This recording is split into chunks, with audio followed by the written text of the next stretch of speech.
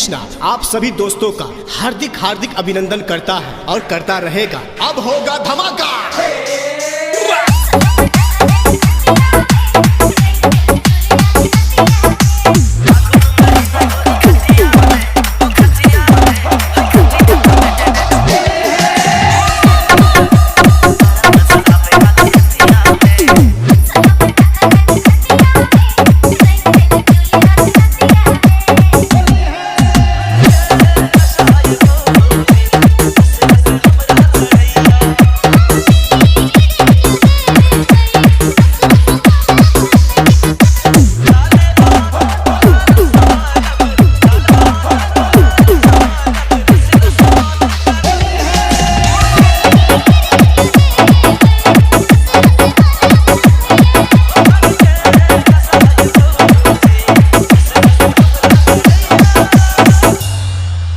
Mixed by DJ Krishna, DJ Krishna, DJ Krishna, DJ Krishna.